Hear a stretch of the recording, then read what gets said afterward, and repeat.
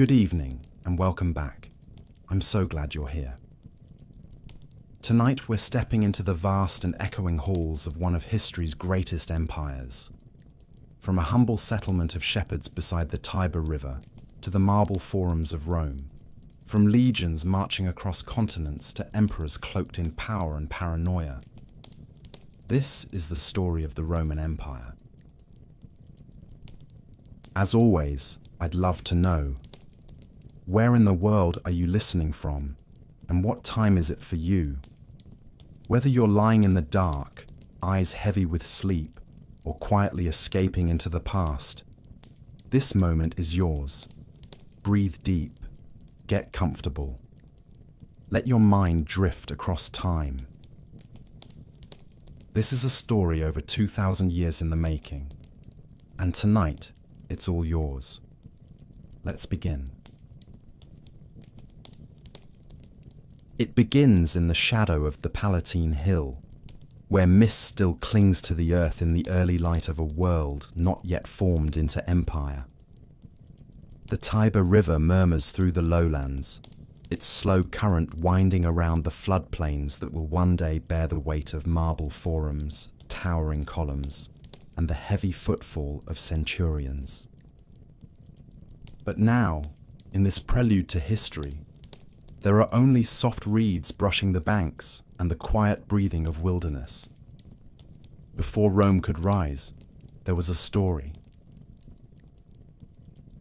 A legend, told and retold until it rooted itself so deeply into the soil of Italy that even the most skeptical voices could not pull it free. The story speaks of twin boys, born of a priestess named Rhea Silvia. She was a Vestal virgin, sworn to chastity by the command of her uncle, King Aurelius, who feared any challenge to his throne. But fate, it seems, cannot be avoided by decree. The god Mars, cloaked in divine silence, came to Rhea and left her with sons, Romulus and Remus. The king, upon hearing of their birth, ordered them cast into the river. The order was followed. The twins were placed in a basket and left to die in the muddy current of the Tiber. But the river was swollen and sluggish from spring rains, and the current deposited the basket safely in the shallows. There, near the roots of a fig tree, a she-wolf found them. She was not a creature of horror, as later stories would make her. She was a mother with no pups of her own. Her fur was bristled and her breath warm, and she took the boys into her den beneath the Palatine. There she nursed them, and they lived. The shepherd Faustulus later found them and brought them into his home. The twins grew among flocks and fields, unaware of the bloodlines that coiled through their veins. They were bold and stubborn and unafraid of struggle. As young men, they learned the truth of their lineage and helped their grandfather reclaim his rightful throne in Alba Longa. They might have stayed, but they didn't. Something pulled them back to the wilderness near the river.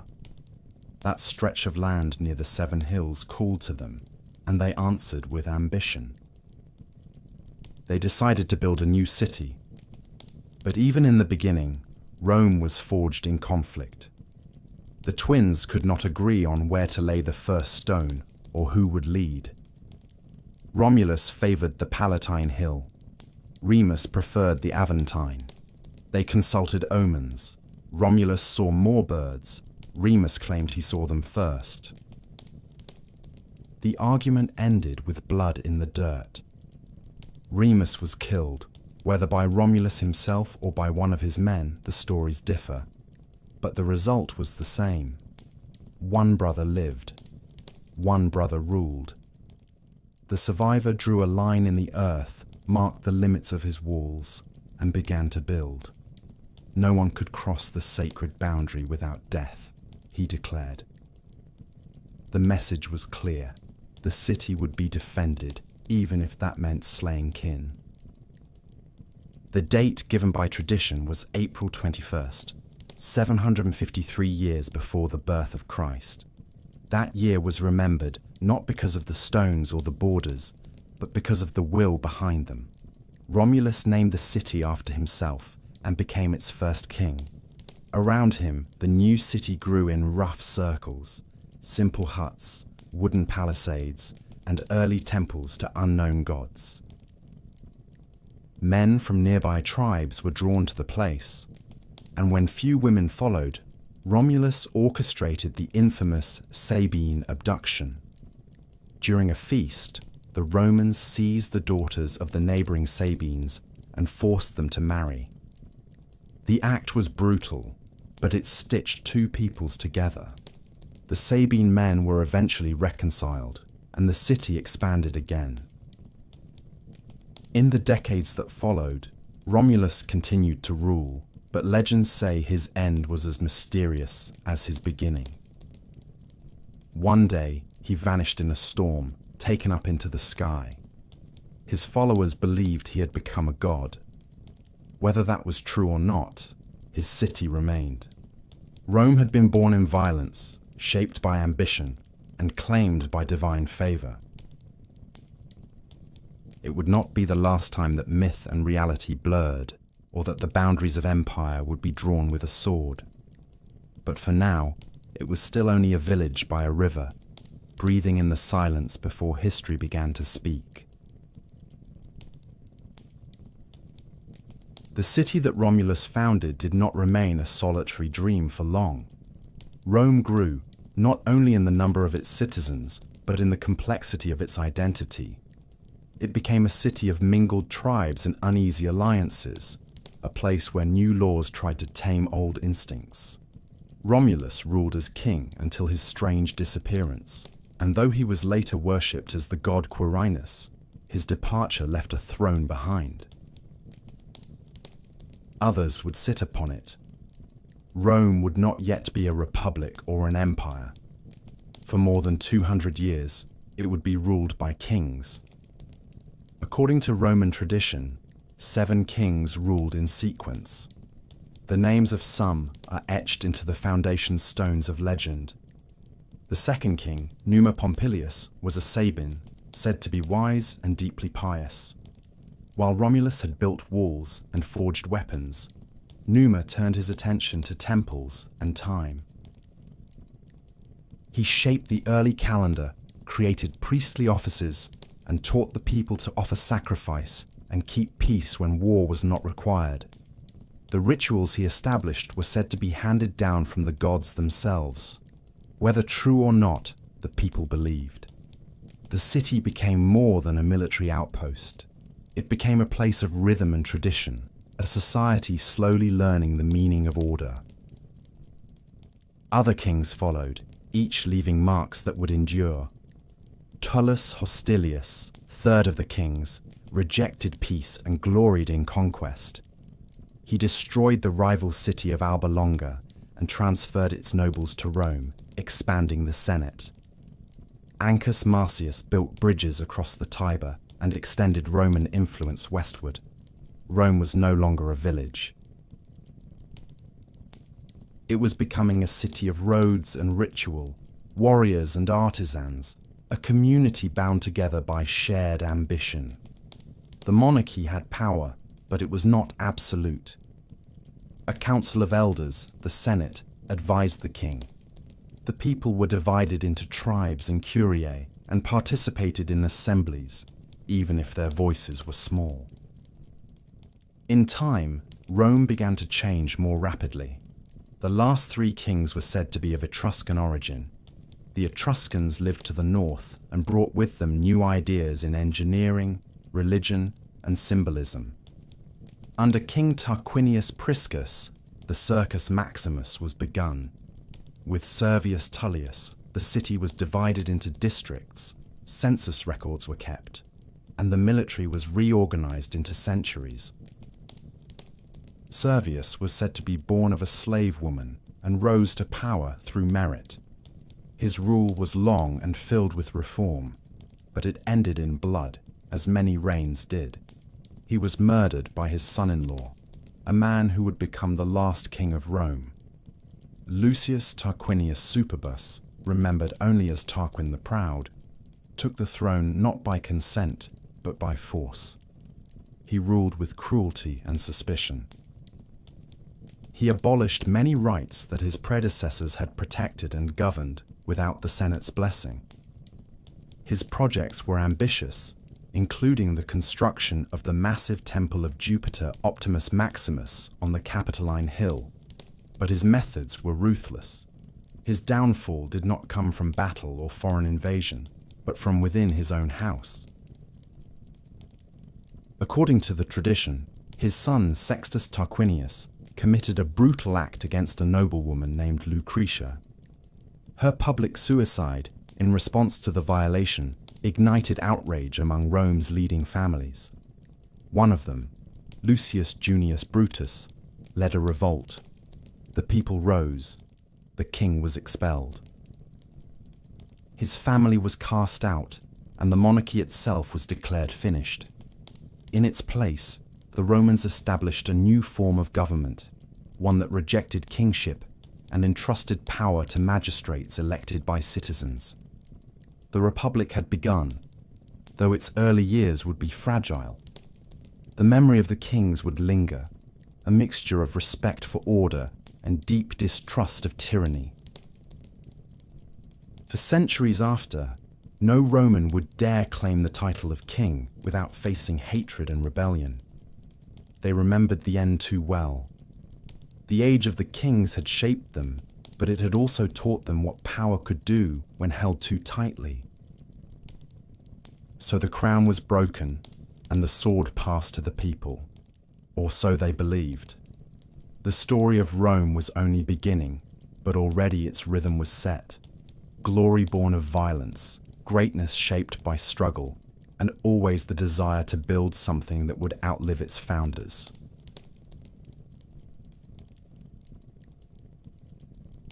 The monarchy had fallen, and in its place rose an idea, fragile and untested, carried more by hope than certainty.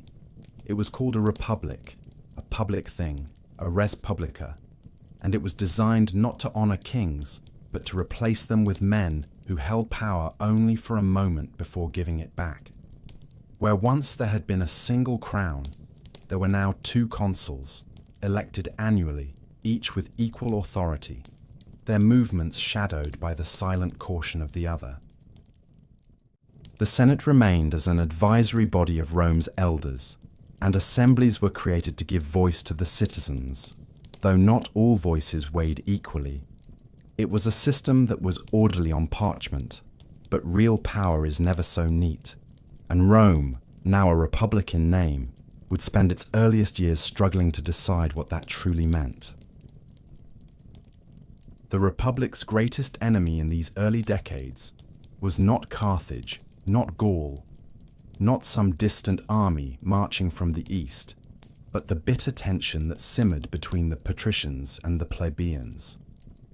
The patricians were the old families, the landowners, the ones whose fathers and grandfathers had advised kings and who now filled the ranks of the Senate, believing it was their birthright to govern. The plebeians were everyone else, the farmers and artisans and soldiers who bled for the city but found themselves barred from holding office, forbidden from marrying into noble families, and locked out of the laws that governed them. These laws were not written, only spoken, guarded like a secret language by the elite. And so the Republic, born of rebellion, found itself lurching from one internal crisis to the next, as the plebeians fought for recognition in a state that expected their loyalty, but did not yet grant them equality. The first great demand came as a refusal. In 494 BCE, the plebeians walked out. They left the city, climbed a hill outside Rome's walls, and refused to return unless granted the right to representation. It was a bold act in a time when unity meant survival, and the patricians, faced with the threat of a city without its workers and soldiers, gave in. The office of the tribune of the plebs was created, and these tribunes, sacrosanct and untouchable, were empowered to protect the people and to veto unjust measures from the Senate or the consuls. It was a victory, but only the first of many needed. The struggle continued for generations. The plebeians demanded that laws be written down, that justice be visible, that the privileges of the few be balanced by the needs of the many. In time, they won the 12 Tables, Rome's first code of laws, etched into bronze and displayed in the Forum, so that no citizen, high or low, could claim ignorance or be bound by invisible rules. These victories were hard-won and never complete. Power, once held, is rarely surrendered without resistance. Patrician families adapted, sometimes giving up small concessions while strengthening their grip elsewhere. The plebeians gained access to new offices, but the path to true parity was long and uneven. Still, the foundations were being laid. Through protest and patience, Rome was shaping itself into a republic not of perfection, but of persistence. It was learning, slowly, that stability must be earned, not inherited, and that greatness does not grow in silence, but in argument, in pressure, and in compromise. Beyond the walls of the city, other challenges pressed in. Rome was not the only city-state on the Italian peninsula. It was one among many, a neighbor to rival tribes and proud peoples who would not easily yield. Rome fought the Latins, battled the Sabines and the Volsci, and learned the brutal rhythms of constant war. In 390 BCE, disaster struck. A Gallic army from the north descended upon the city, and the Roman defenses crumbled. The Senate was slaughtered. The sacred geese of Juno, according to the tale, squawked and shrieked as Gauls climbed the Capitoline Hill under cover of darkness. Rome was sacked, its streets filled with fire and blood, and the survivors paid a ransom in gold to buy the city's freedom. It was a wound that would never fully heal, a humiliation that hardened Roman resolve. From the ashes, the Romans rebuilt. They fortified their walls, reformed their army, and vowed that such shame would never be repeated. The Republic endured. It staggered and adapted, fractured and reformed. In the space of a few generations, it became a city no longer ruled by kings, but not yet ruled by law alone. It was an organism of change, a body politic that grew stronger by breaking and repairing itself, again and again. Its citizens argued, marched, rebelled, and served. The legions were taking shape, the offices were multiplying, and the dream of a republic, still unclear in its final form, continued to pulse beneath the surface of every law, every sword, and every stone laid in the growing city of Rome. The city of Rome did not grow because it was destined to. It grew because it fought. The hills and valleys of the Italian peninsula were not empty, nor were they waiting to be ruled. They were already claimed by old cities and older traditions, by proud mountain tribes, coastal Greeks, and Etruscan kings who had ruled before Rome had even been born. Rome did not conquer Italy in a single sweep, nor did it absorb its neighbors with the ease that later poets would pretend. It fought for every mile, and the story of Rome's rise from a struggling city to the master of all Italy is a slow, bruising record of wars that wore down armies and reshaped identities, each battle leaving behind the foundations of something larger than what had come before. At first, the struggle was for survival. After the Gallic sack in 390 BCE, Rome hardened its borders and began to look beyond them. Its early expansion was not the methodical spread of an empire, but a series of tangled conflicts, retaliations, broken treaties, and territorial skirmishes. The Latin League, made up of cities that had once been Rome's equals, rebelled against Roman dominance. The response was swift and merciless. Rome dismantled the League and replaced it with a new model. Each city would be bound to Rome alone, no longer allied with one another, but tied directly through treaties, obligations, and carefully calculated rewards. This system did not grant equality, but it offered inclusion.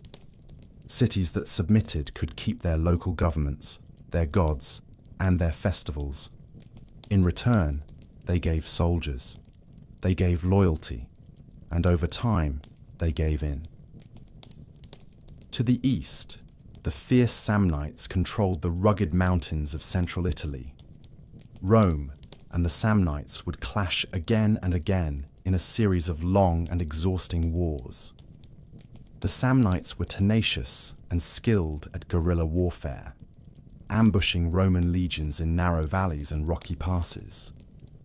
In one of the most humiliating defeats of Roman history, Roman soldiers were forced to pass under a symbolic yoke after surrendering at the Caudine Forks. The shame lingered for years, but Rome did not forget. It regrouped, retrained, and returned. The Samnite Wars stretched across generations, but the result was inevitable.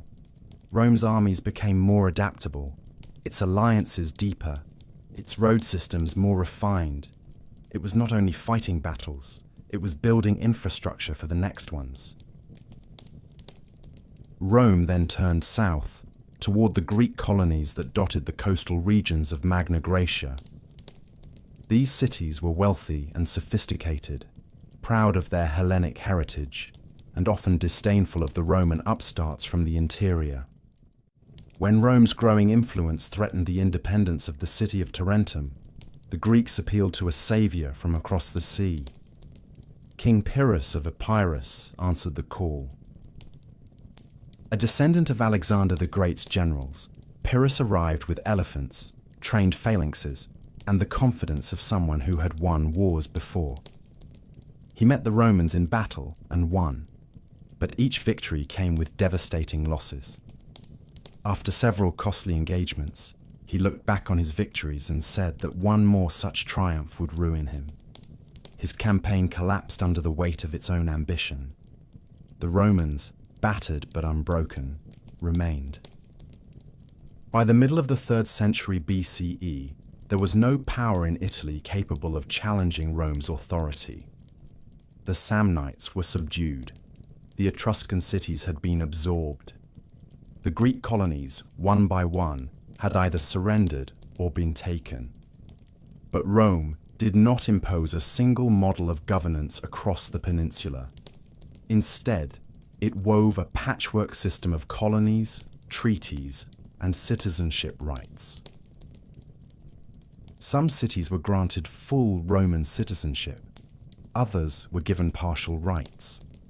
Still others remained formally independent but were bound to Rome through military obligations. This uneven system was not a mistake. It was a design meant to keep cities loyal to Rome, but isolated from one another, unable to organize any united resistance. With Italy secured, Rome had more soldiers than ever before. It had roads that connected its colonies, legions trained through constant conflict, and a sense of destiny growing inside its people, like fire under stone. But there was more than just destiny ahead. There was wealth, opportunity, and danger across the sea. To the south, Carthage ruled the waters and the trade routes. Its ships patrolled the coasts of Sicily. Its merchants stretched from Spain to North Africa. Rome's expansion into Italy had brought it to the very edge of another world power. The wars of the peninsula were finished. The wars of empire were about to begin. The wars of Italy had taught Rome how to endure, how to bleed without breaking, how to bind a people together not through unity of birth or culture, but through shared law, shared purpose, and the promise of belonging in something larger than the self. But across the sea, another power had been rising just as steadily, built not on legions, but on sails, not on conquest by land, but on wealth gathered from the deep. The city of Carthage stood on the coast of North Africa, its harbours filled with merchant ships, and its walls strong enough to withstand any land army. It was a city of traders and admirals, of markets and temples, of fierce independence and quiet ambition. Its reach extended across the western Mediterranean, and for a time, Rome and Carthage had existed in a state of wary tolerance, each aware of the other's strength, but content to grow in opposite directions. That peace would not last. The island of Sicily lay between them, a land of rich fields and strategic harbours, and it would become the spark that ignited a century of war. In the middle of the 3rd century BCE, a small mercenary group seized the Sicilian city of Messana and found themselves caught between larger forces. Carthage arrived first, offering to restore order. Rome, seeing a Carthaginian foothold so close to the Italian coast, could not ignore the threat. The Senate debated, and with some reluctance, sent legions across the strait. It was a decision made in caution, but it would draw Rome into its first true war beyond the peninsula. The First Punic War had begun. It was a conflict neither side had fully prepared for. Carthage dominated the sea, and Rome had little experience in naval warfare. But the Romans, as always, learned quickly. They built ships modelled after captured Carthaginian vessels, trained crews with relentless discipline, and developed a boarding device called the corvus that turned sea battles into hand-to-hand struggles, more familiar to Roman soldiers. For more than 2 decades, the war dragged on. Rome won battles, then lost fleets to storms. Carthage countered with its superior navy, but struggled to hold territory inland. Cities changed hands, alliances shifted, and the island of Sicily became a graveyard for thousands. In the end, it was Rome's resilience that prevailed. In 241 BCE, after a final naval victory at the Battle of the Aegates Islands, Carthage sued for peace. Rome imposed harsh terms. Sicily became Rome's first overseas province. The Republic had stepped beyond Italy and claimed foreign soil as its own. But peace with Carthage was shallow, and time did not heal the wounds. When Carthage turned its attention to Spain, hoping to rebuild its power through new conquests and silver mines, Rome watched with suspicion. Tensions grew with every campaign. The final blow came not from Rome, but from a Carthaginian general whose name would become etched into Roman memory with fire. Hannibal Barca, son of a commander from the First War, took an oath in childhood to never make peace with Rome. In 218 BCE, he acted on that vow. Leading a multinational army from Spain, Hannibal crossed the Pyrenees, forded rivers, and did what no Roman thought possible. He led his forces across the Alps and descended into Italy, bringing war directly to the heart of the Republic. It was not only an invasion, it was a masterstroke of strategy. Hannibal's army, battered and diminished from the mountains, still managed to win battle after battle.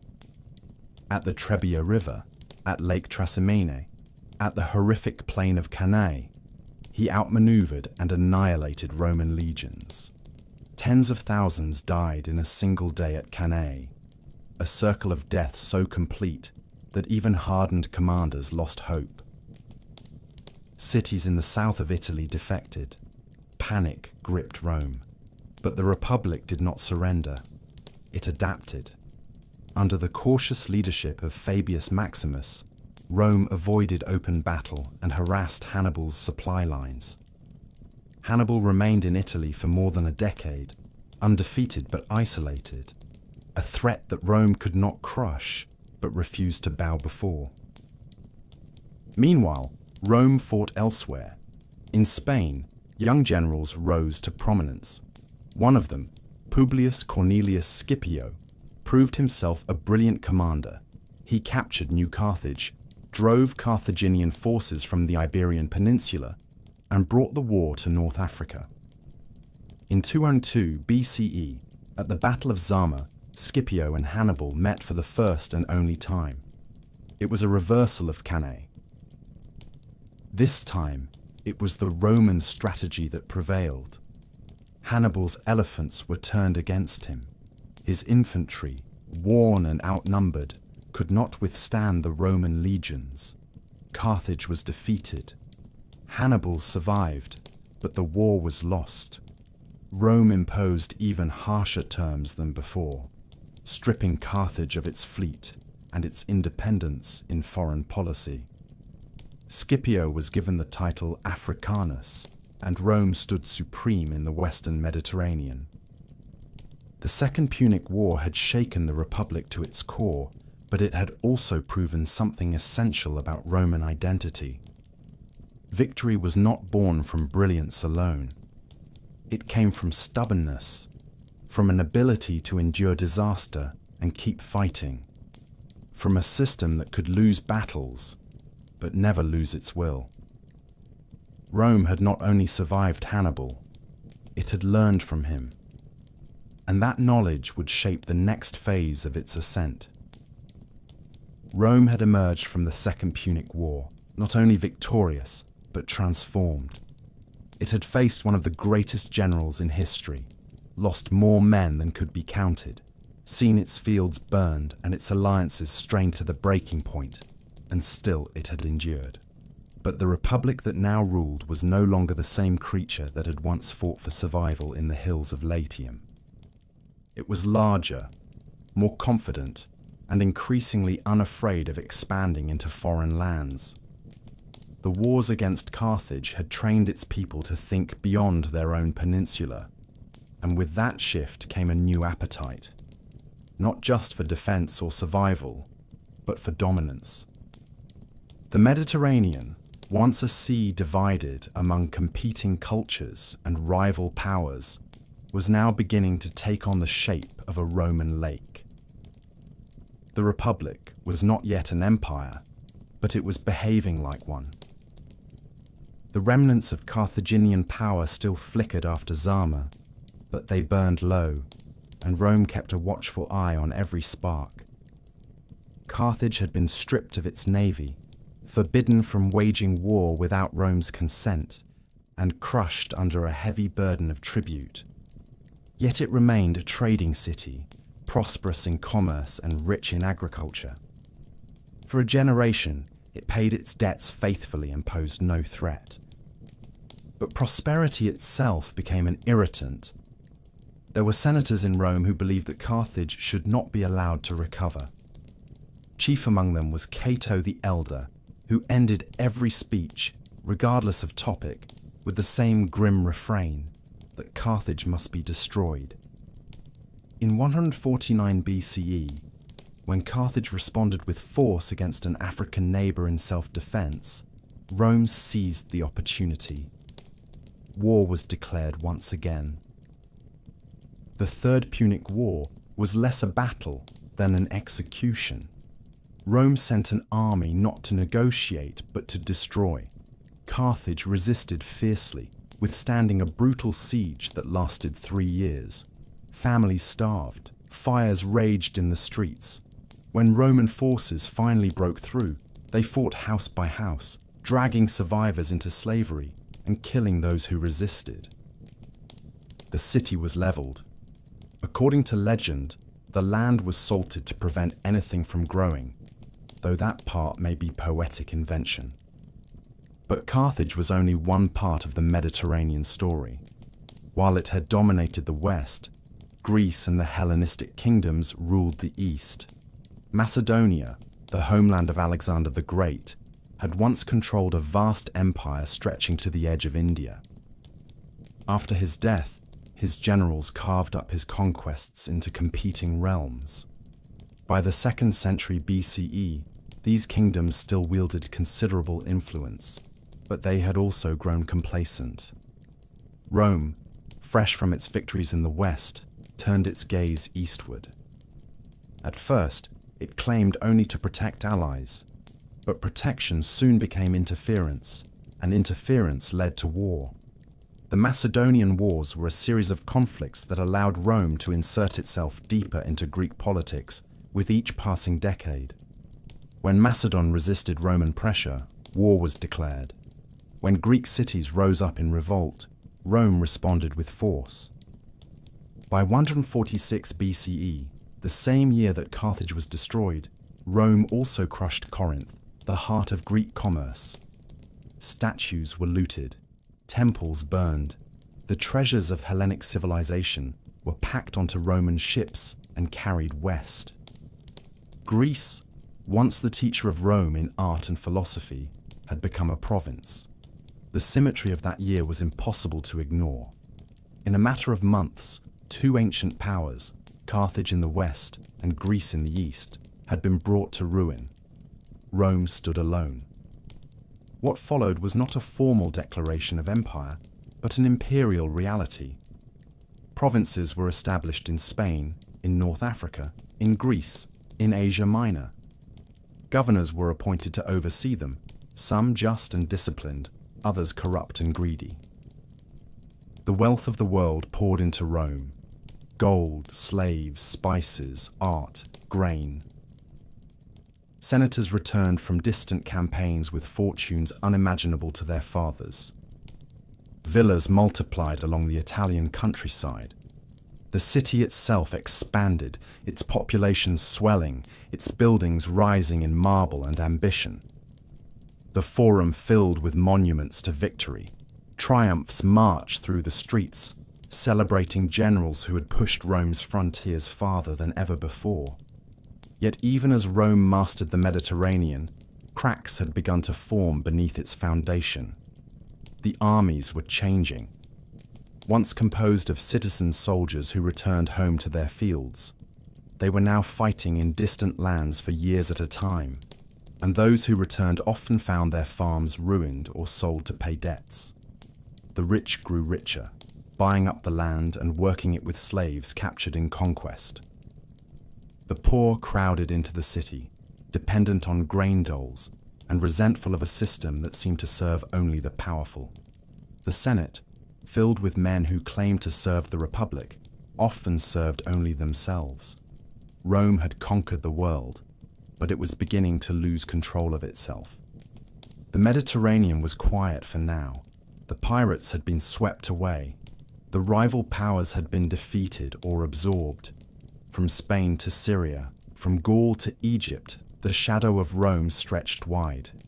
But that shadow was no longer cast only outward. It had begun to fall across the Republic itself. The wars to come would not be fought across oceans. They would be fought at home. The empire had grown faster than its people could manage. What had begun as a city of farmers and soldiers, organized into tribes and bound by shared rituals, had become a state stretched across seas and deserts. A state whose administrators could no longer see its borders from any hilltop. Victory had brought silver, grain, and slaves in overwhelming abundance, but it had also brought imbalance. The Roman Republic, so carefully designed to keep power rotating between offices and social classes, found itself swaying under the weight of its own success. The Senate still met and debated, the assemblies still voted, but behind the ceremonies, something was shifting. The gap between rich and poor had grown too wide, and now it began to split the foundations of the state. The countryside was the first to show the fracture. When Roman citizens had gone to fight abroad, they had left behind farms, families, and livelihoods. But while they fought, their land was often seized by creditors or left to decay in their absence. The great estates, owned by aristocrats who had grown wealthy on war plunder, expanded across the Italian hillsides. These latifundia were worked not by citizens, but by slaves, many of them captured during Rome's wars in Greece, Spain, and Africa.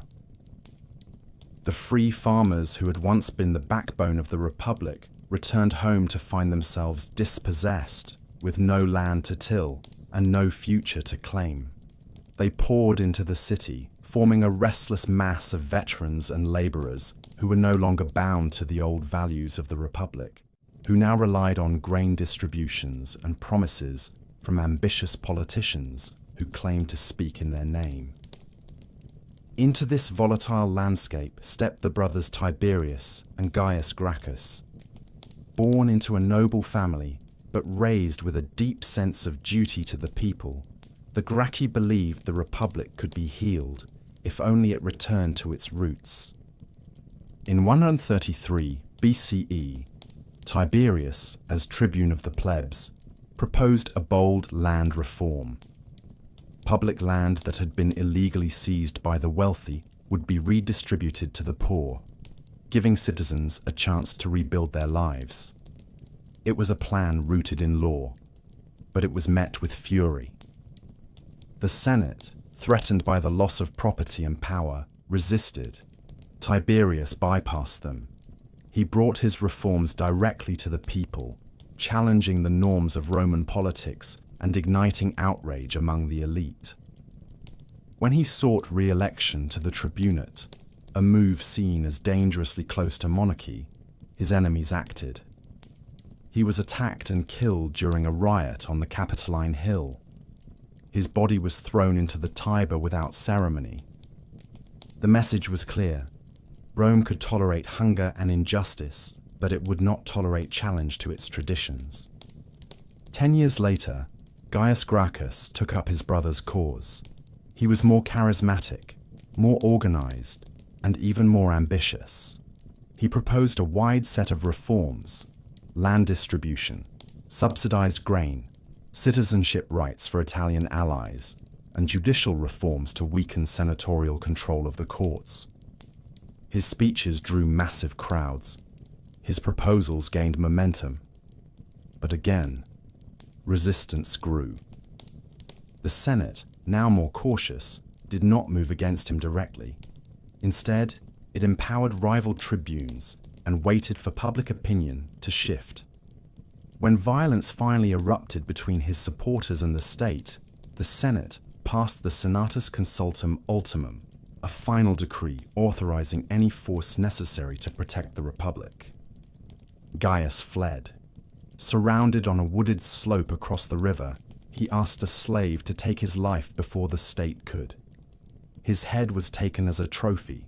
His followers were hunted and executed. Reform had ended in blood once again. The deaths of the Gracchi were more than political defeats. They marked the beginning of a new age in Roman politics, one where violence was no longer a last resort, but a tool of persuasion. The Senate had shown it would kill to preserve its power, and future politicians learned to wield fear just as effectively. New figures emerged, generals who courted the masses, commanders who promised their soldiers not just pay, but land, glory, and security in return for loyalty. One of them was Gaius Marius, a man from humble origins who rose through military achievement. He reformed the army, opening its ranks to the landless poor, who in turn became more loyal to him than to the state.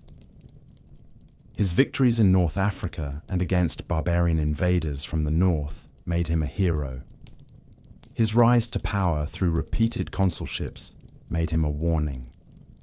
The old traditions had said no man should hold such authority for so long, but the traditions were breaking. Marius had shown that if the people supported you, and if the legions followed you, the old rules no longer mattered. Soon after came Sulla, an aristocrat turned general, a man who saw in Marius a rival and in the Republic a weapon to be used. When conflict broke out over command of a military campaign in the east, Sulla marched his army on Rome itself, an act that had never been done before. He entered the city, not as a statesman, but as a conqueror. He seized power, drove Marius into exile, and appointed himself dictator. When Marius returned, the city was soaked again in blood. Political enemies were hunted, their names posted on public lists, their property seized, their families destroyed. When Sulla regained control, he did the same, but more ruthlessly. He claimed to be restoring the Republic, but his methods had torn it apart. After years of violence, he retired from public life, leaving behind a government that was technically intact, but spiritually broken. The Republic had survived the Punic Wars, survived Hannibal, survived centuries of external threats. But now it was at war with itself. The streets were no longer safe. The elections were no longer honest. The Senate no longer ruled. It merely reacted. And somewhere, quietly and inevitably, the idea of Rome as a republic, of shared power and citizen governance, was beginning to fade. The people had started to look not to the law, but to the strong. They were looking for someone who could bring order, even if it came with a crown. Amid the broken promises of the Republic and the blood that had soaked the Forum stones, a new figure began to rise. His name had already echoed in Roman ears for generations. Caesar.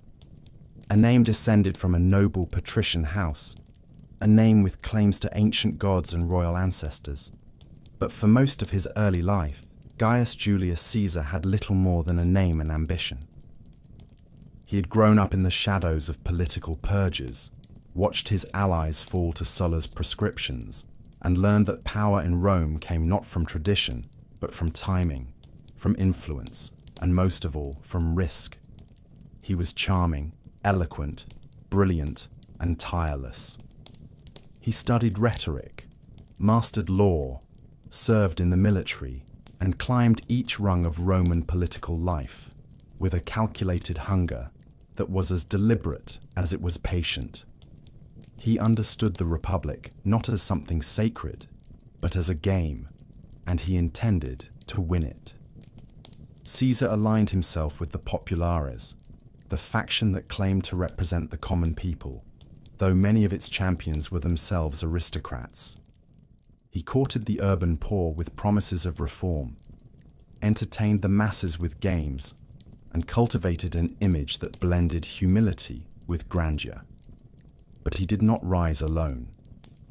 Rome was no longer a place where one man could succeed without allies. Caesar formed a political alliance with two of the most powerful figures of the time. Each man had his needs. Together, they intended to control Rome from behind the curtain. In 59 BCE, Caesar was elected consul. He used his position to pass laws that favored his allies and challenged the Senate's authority. The old guard fumed, but they could not stop him. When his term ended, he secured a military command in Gaul, the broad wild land that stretched beyond the Alps and was home to dozens of tribes that had long resisted Roman control. What followed was one of the most remarkable campaigns in Roman history. For nearly a decade, Caesar fought and conquered in Gaul, defeating coalition after coalition, crossing rivers, building fortifications, and bending the region to Rome's will. He crossed into Britain, the edge of the known world, and returned with stories that only deepened his legend. He wrote detailed accounts of his campaigns, sending them back to Rome where they were read aloud like epics. The people loved him, his soldiers adored him, his enemies feared him, and all the while he grew more powerful than any Roman had ever been without wearing a crown. But power cannot be shared indefinitely. Crassus died in battle in the east, trying to match Caesar's glory. Pompey, left in Rome, grew distant and suspicious. The Senate, led by Caesar's rivals, sought to strip him of command and bring him to trial. They feared what he had become. They feared what he might do. Caesar was ordered to return to Rome, but only if he left his army behind. It was a line drawn not in law, but in fear. And Caesar, who knew better than anyone that crossing lines was how power was claimed, made his decision. In 49 BCE, he led his army across the Rubicon River, a shallow stream that marked the boundary between his province and Italy proper. It was an act of treason. It was also a declaration. He had chosen civil war over submission. According to tradition, as he crossed the river, he said the words that would echo for centuries. The die is cast. Rome erupted into chaos. Pompey fled to the east, gathering an army in Greece. Caesar pursued him across the sea. The two men who had once stood side by side as allies now faced one another on the battlefield. At Pharsalus, in 48 BCE, Caesar's forces crushed Pompey's despite being outnumbered. Pompey escaped to Egypt, where he was murdered by a local court, hoping to please the victor. Caesar arrived soon after and was presented with Pompey's severed head. He did not smile. He wept. Whether out of sorrow or strategy, no one could say for certain. He lingered in Egypt, entangling himself in the dynastic struggles of the Ptolemies and aligning himself with Cleopatra, a brilliant and charismatic queen who would become his lover and the mother of his only known son. Together they traveled the Nile. Together they dreamed of what might come next. When Caesar returned to Rome, there was no one left to oppose him. He was appointed dictator, first for a year, then for 10, then for life. He reformed the calendar, revived the Senate with new members, planned colonies for veterans, and introduced laws meant to ease debt and control grain supply. He refused to act like a king, but he accepted honors that blurred the difference. Statues were raised. His image was printed on coins. He sat on a golden chair in the Senate, wore a purple robe, and answered only to himself. The Republic had become a memory, and in that memory, resentment stirred. On the Ides of March, the 15th day of the Roman month, in 44 BCE, Caesar entered the Senate house, unaware or unwilling to believe the danger that awaited him. A group of senators, many of them former allies, gathered around him with concealed blades. They stabbed him, one after another, more than 20 times. He fell at the foot of a statue of Pompey, the man he had once defeated, and died with no final words that history could confirm. The conspirators thought they had saved the Republic. Instead, they opened its final wound. Caesar's death did not restore the old order. It shattered what little remained. Rome would bleed again, this time not over policy or law, but over the question of who would rule the ruins he left behind. In the weeks that followed Caesar's murder, the streets of Rome filled with murmurs and unease. The conspirators had believed the Republic would spring back to life, but the Republic no longer breathed on its own. It had become a fragile memory, too battered by years of corruption and violence to reassemble itself, simply because a tyrant had fallen. The Senate had no plan beyond Caesar's death. The people, shocked and uncertain, did not cheer. They grieved. They poured into the forum, where Mark Antony, Caesar's loyal general and fellow consul, stood before them with fire in his voice and grief in his eyes. He read Caesar's will aloud. He named Caesar's heir. He showed them the bloodied cloak. And with every word, the crowd shifted from confusion to fury. Rome did not rise to restore the Republic. It rose to avenge Caesar. The man named in Caesar's will as his adopted son and political successor was not a celebrated general or a seasoned senator. He was a teenager. His name was Gaius Octavius, and at the time of Caesar's death, he was in Greece, completing his studies and gathering no particular fame. But when he received the news and the name, he did not hesitate. He crossed the sea, entered Rome with quiet confidence, and began to gather allies. He was young, but not foolish. He did not attack the Senate. He did not shout or boast. He negotiated. He watched. He waited. And when the moment was right, he joined forces with Mark Antony and Marcus Lepidus to form a new ruling alliance, a second triumvirate given legal power by the state to crush the assassins and restore order. Together, they hunted down Brutus and Cassius, the leaders of the conspiracy, and defeated them at the Battle of Philippi in 42 BCE. The men who had tried to save the Republic ended their lives by their own hands on a distant battlefield, far from the city they had hoped to preserve. But no alliance in Rome was built to last. Octavian and Antony soon turned on one another, their rivalry growing more dangerous with every province they claimed. Antony settled in the east, where he fell further under the influence of Cleopatra. Their union was both romantic and political, and it stirred deep suspicion in Rome. Octavian stayed in the west, consolidating his power, portraying himself as the guardian of Roman tradition and quietly preparing for the inevitable confrontation. The Senate, weary of civil war and hungry for stability, backed the man who promised to defend Roman values. In 31 BCE, the two sides clashed at sea near the promontory of Actium. Octavian's forces prevailed. Antony and Cleopatra retreated to Egypt, where they later died by their own hands rather than face the humiliation of capture. With their deaths, the last obstacle was removed.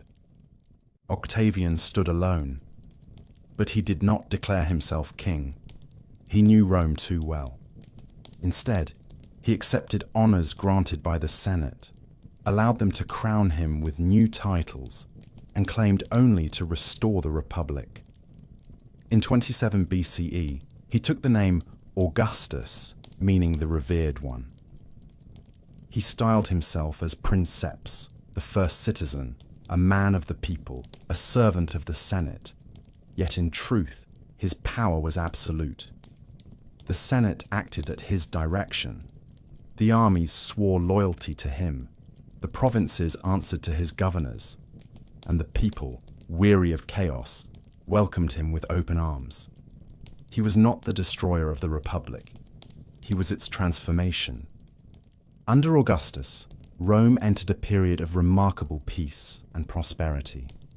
It would later be called the Pax Romana, the Roman peace, a time when the frontiers were secured, trade flourished, and cities across the empire blossomed under the protection of Roman law and order.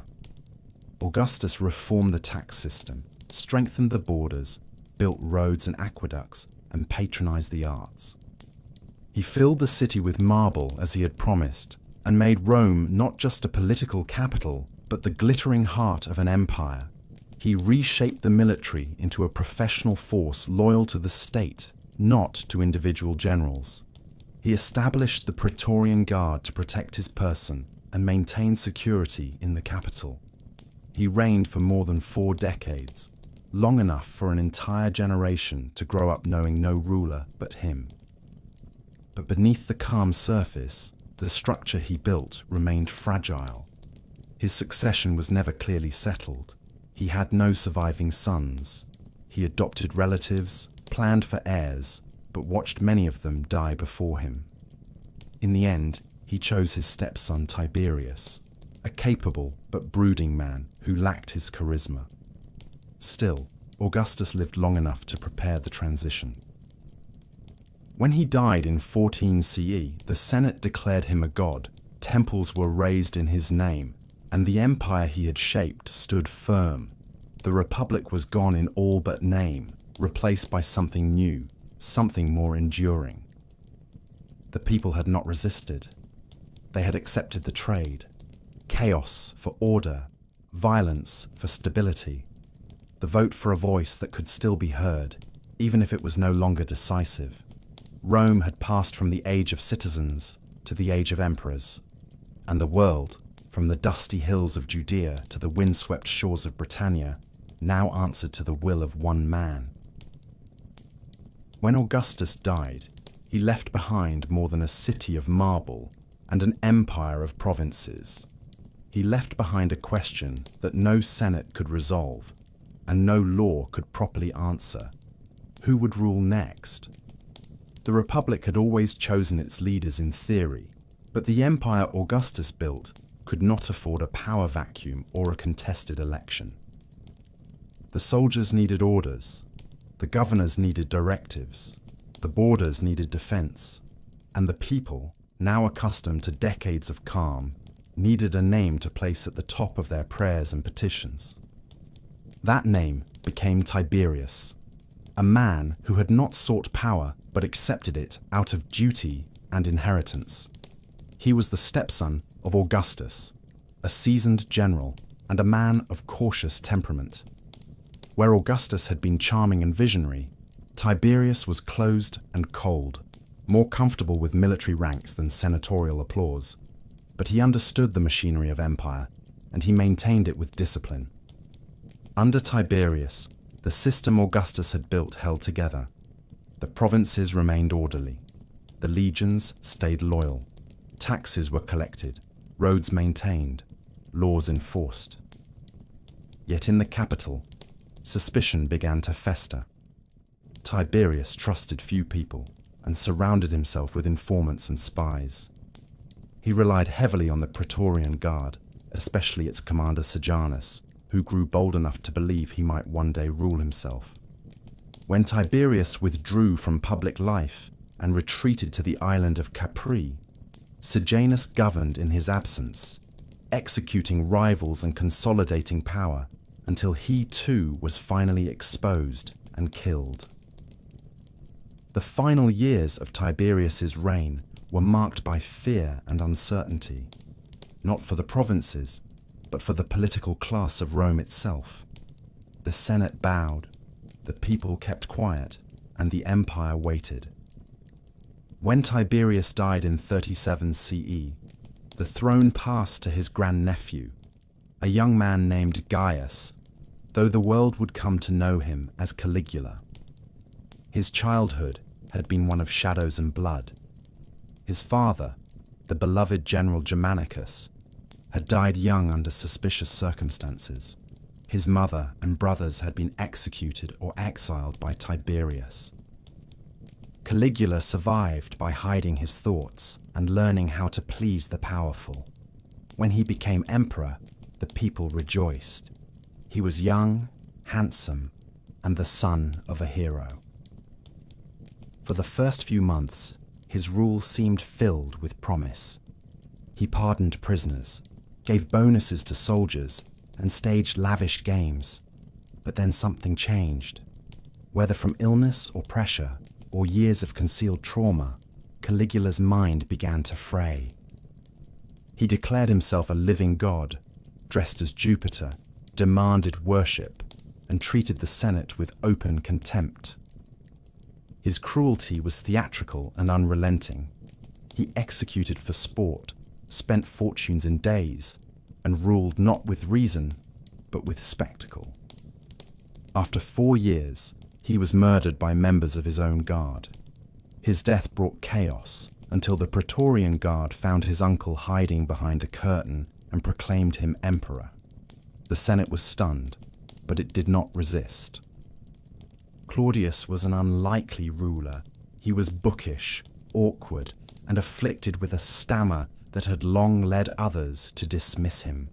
But beneath the surface was a sharp mind, a love of history, and a methodical patience. He accepted the role of emperor not out of hunger, but out of survival. And once in power, he governed with care. Claudius expanded the empire by conquering Britannia, adding another jewel to Rome's crown. He reformed the bureaucracy, improved the judicial system, and granted citizenship to more provincials than any emperor before him. He married unwisely, however, and his final years were overshadowed by palace intrigue. His last wife, Agrippina the Younger, ensured her son by a previous marriage would succeed him. According to many accounts, she poisoned Claudius to hasten that succession. Whether true or not, the result was the same. In 54 CE, her son Nero became emperor.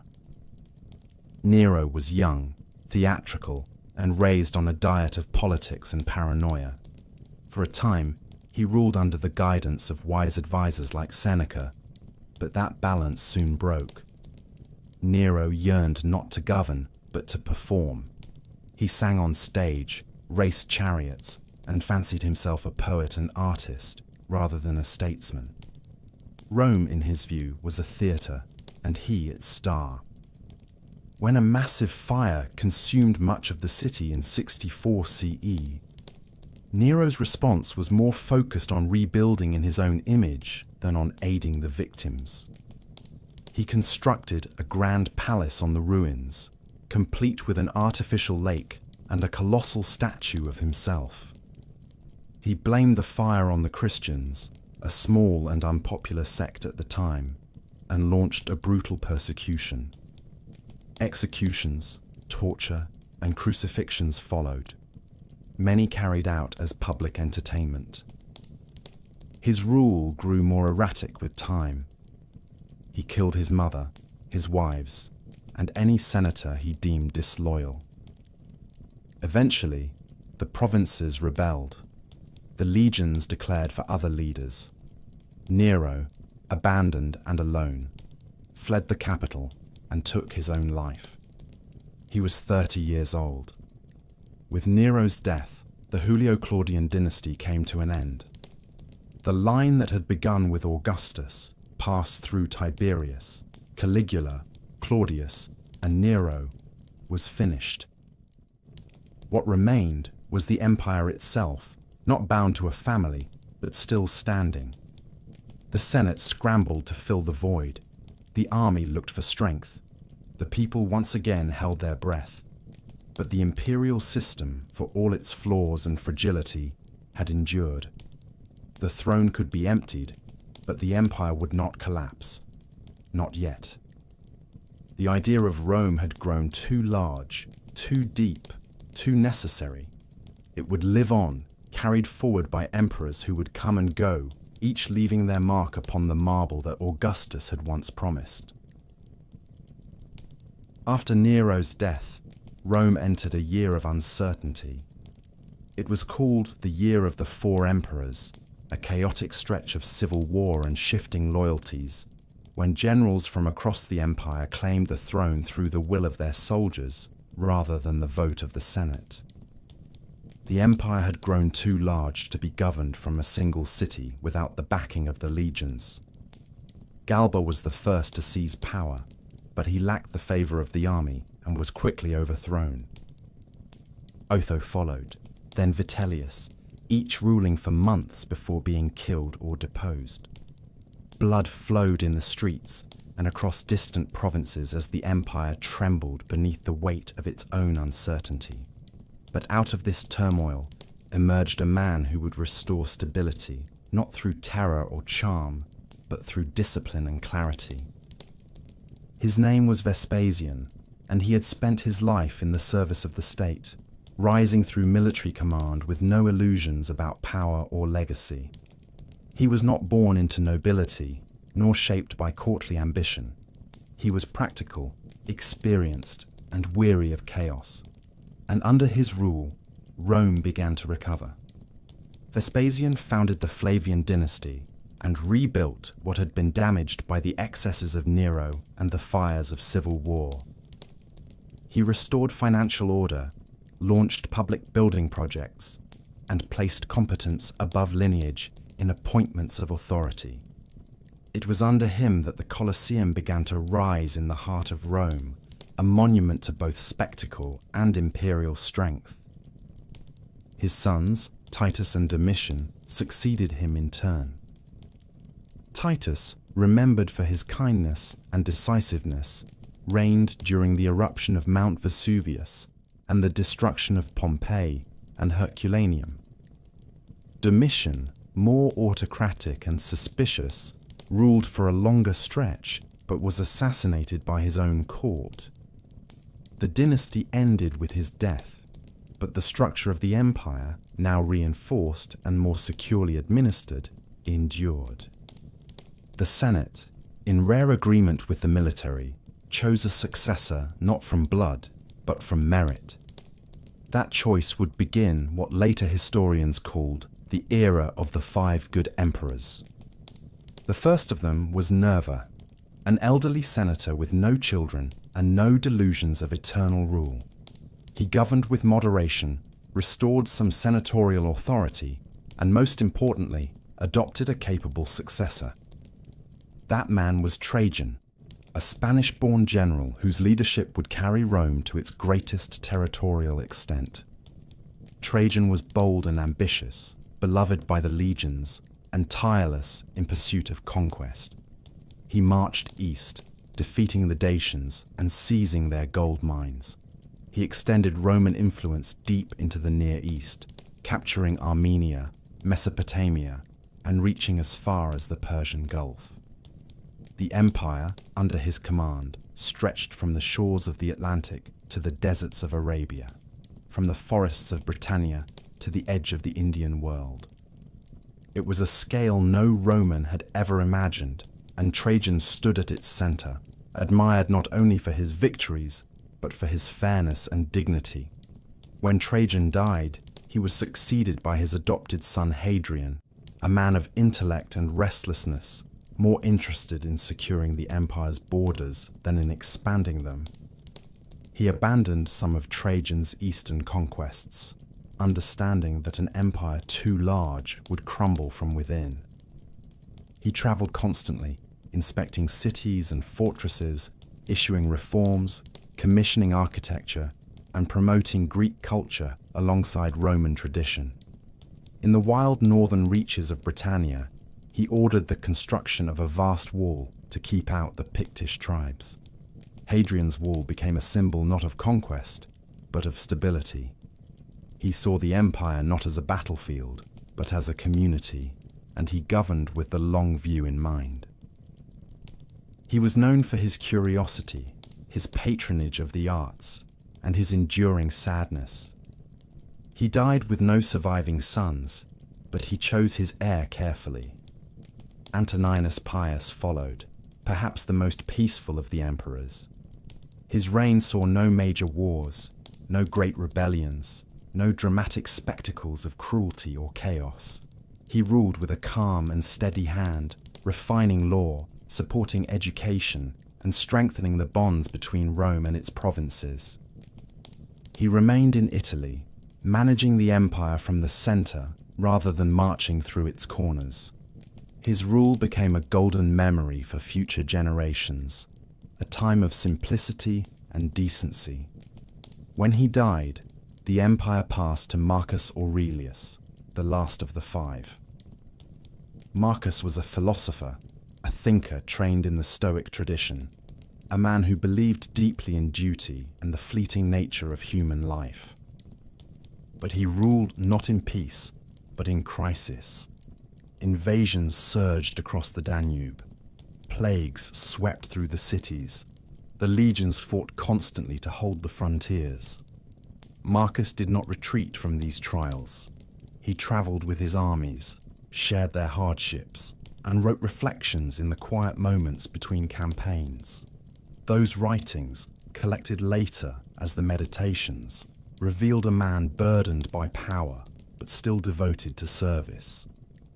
He saw the empire as a test of character, not merely a throne to occupy. His reign was long and difficult, but he never wavered. Together, these 5 emperors created an era of rare balance. The empire was ruled not by inheritance or whim, but by chosen leaders who placed stability above vanity. The Senate retained respect, the people were fed, the provinces were protected. Rome had become a civilization not only of conquest, but of law, architecture, philosophy, and culture. It had reached its height.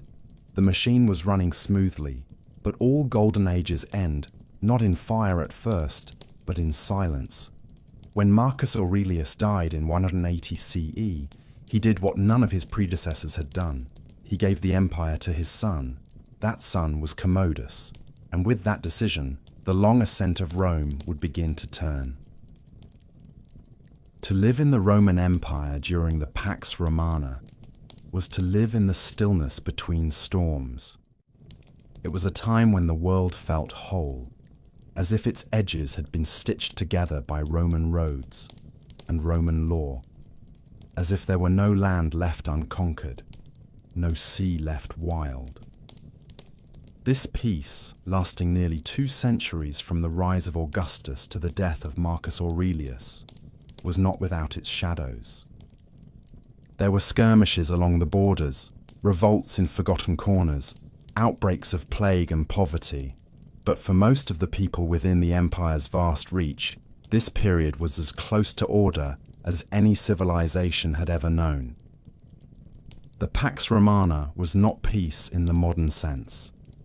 It was a quiet enforced by legions, a balance kept through discipline, a stillness that came not from kindness, but from power.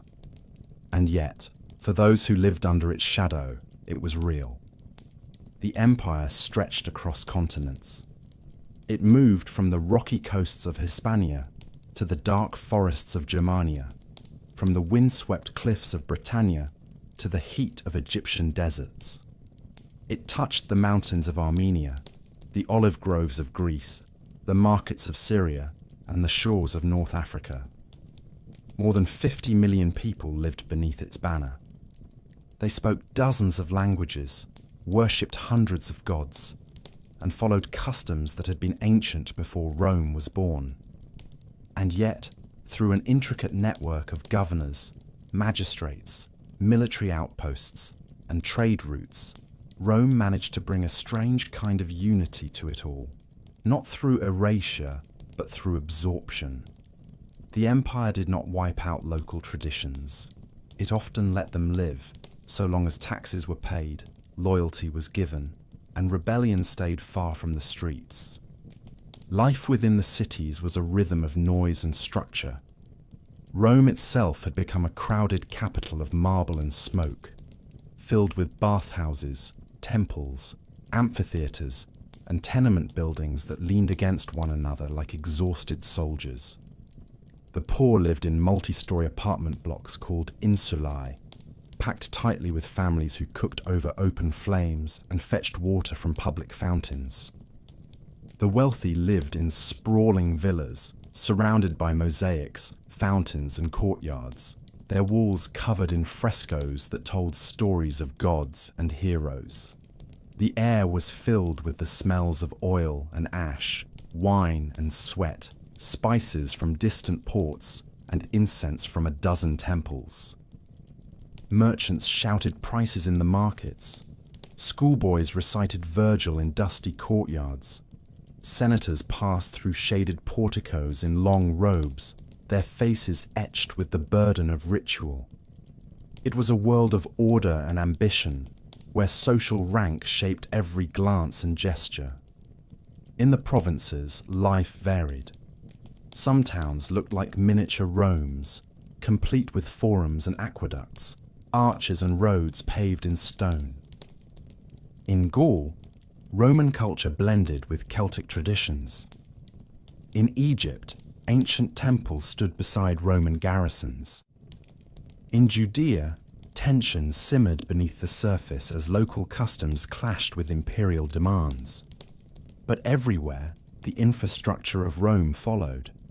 Roads were built to last, linking far-flung regions in a web of stone that allowed legions to march swiftly and messages to travel farther than ever before.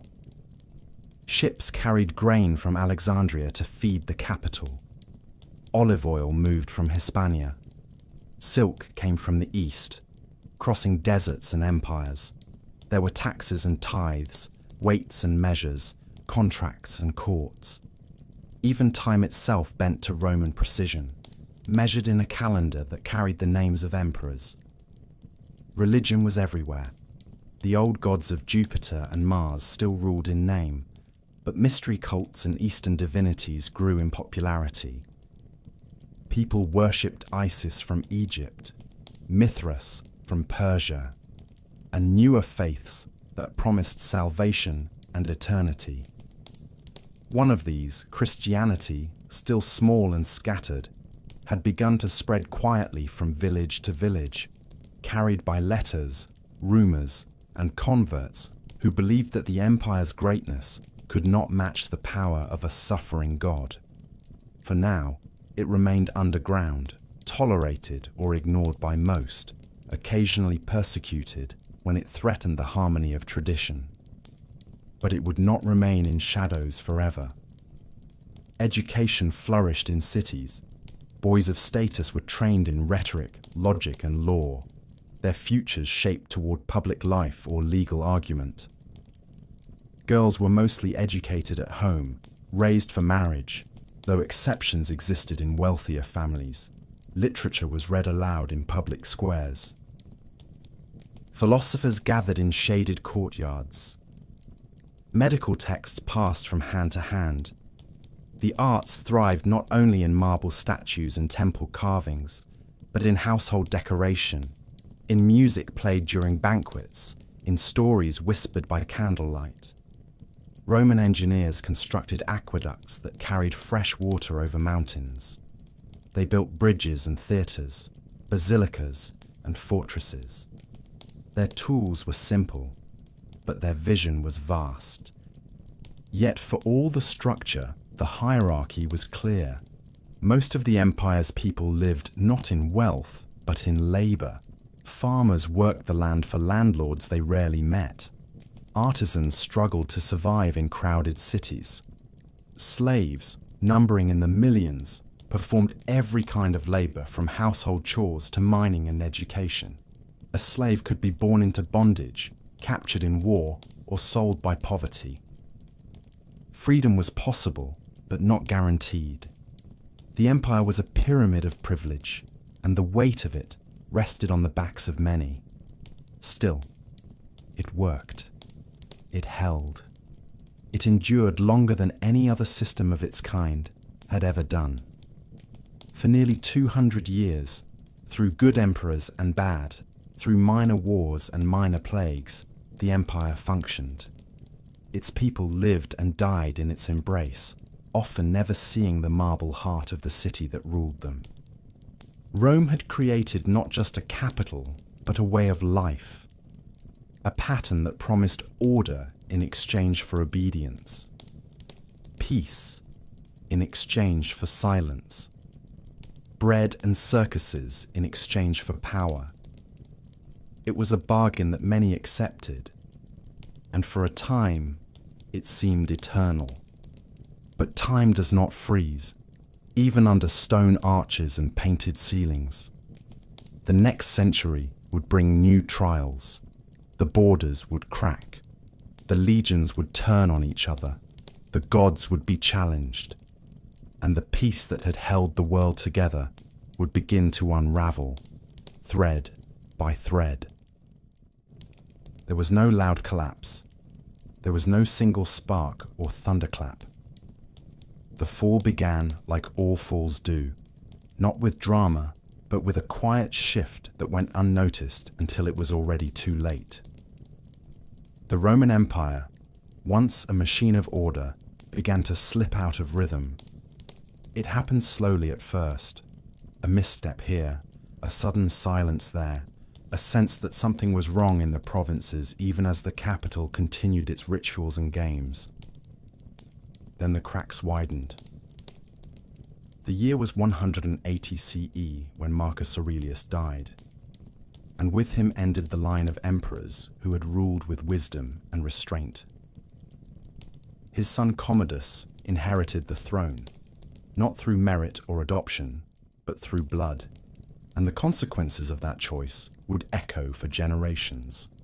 Commodus was not the worst of men, but he was unprepared to rule an empire. He was raised in privilege, obsessed with his image, and fascinated more by spectacle than by administration.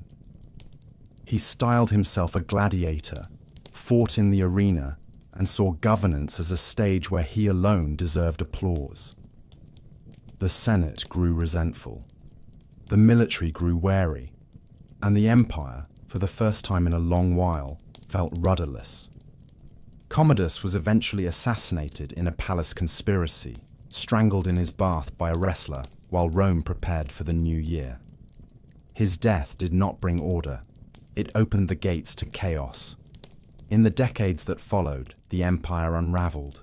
Between 235 and 284 CE, more than 20 emperors rose and fell, most of them military generals proclaimed by their troops in distant provinces. Few died of old age. Most were killed in battle, murdered by their own men, or executed by rivals. Rome had become a battlefield not of nations, but of ambition. The throne was no longer a symbol of law. It was a prize seized by force and abandoned in blood. Armies turned inward, fighting each other instead of defending the frontiers. Provinces rebelled, entire regions broke away. In Gaul, a splinter empire declared independence. In the east, the city of Palmyra rose under Queen Zenobia and carved out its own dominion. Rome no longer ruled the world. It was struggling to rule itself. As if internal collapse were not enough, disaster came from beyond. Germanic tribes pushed across the Rhine and Danube. The Sassanid Empire in Persia invaded from the east. Cities were sacked. Legions were routed. For the first time in centuries, the empire's borders were breached not as exceptions, but as patterns. Villages burned, fortresses fell. The illusion of eternal control shattered, trade slowed, coinage devalued, famine and plague returned. In some cities, the population fell by half. The streets that once rang with marble and voices echoed instead with fear and decay. The people whispered that the gods had turned their backs, that the empire had been punished for pride, that the end had come at last. And yet, the empire did not fall. In the middle of the storm, a few figures rose to hold the line. Among them was Emperor Aurelian, a soldier hardened by the frontier, who marched with relentless energy to restore what had been lost. He reconquered the breakaway regions, defeated the Eastern Queen who had defied Roman authority, and crushed the invaders who had dared breach the northern borders. He was given the title Restitutor Orbis, Restorer of the World. He built walls around Rome itself, sensing that even the capital was no longer immune to danger. He ruled with discipline and clarity. But like so many before him, he was betrayed by his own men and died before his vision could fully take shape. The crisis of the 3rd century was not a single event. It was a long unraveling of confidence, a generation of fear and fire, when the empire seemed to move only from one emergency to the next. The system that had once seemed so eternal proved frighteningly fragile. It had expanded too far. It had depended too heavily on the loyalty of armies and the illusion of unity. It had failed to create a true succession. But even as the old forms cracked, something new began to stir beneath them. The empire had not died. It had changed. It had bent under pressure, but had not broken. And on the horizon, a new kind of emperor was rising. One who would no longer pretend that the Republic still lived. One who would accept the empire for what it had become and shape it with fire and reform. The Roman world stood at a crossroads. It had survived a storm that should have ended it. But the cost was written across every scarred city wall and every broken coin. The next age would not be a return to the past. It would be something else. Something harder. Something that would transform Rome forever. By the time Diocletian took the throne, the empire was exhausted. It had bled from too many wounds, buried too many emperors, and lost too much ground to trust in luck or tradition. When Diocletian rose from the ranks of the military in 284 CE and claimed power not by birthright but by control of the army, few could have guessed that he would become one of the most transformative figures in Roman history. He did not come with grand speeches or sweeping charisma. He came with structure. And that was what Rome needed most.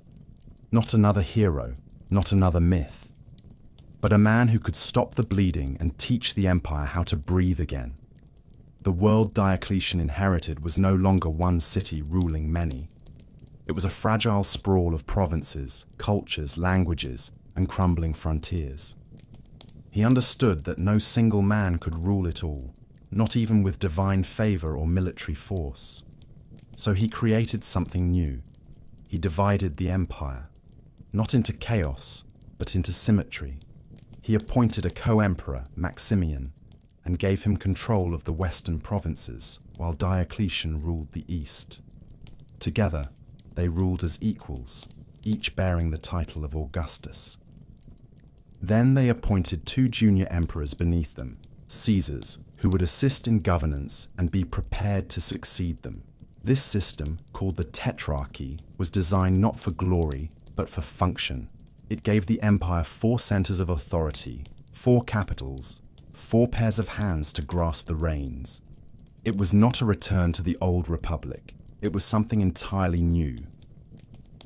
But Diocletian did not stop with the Tetrarchy.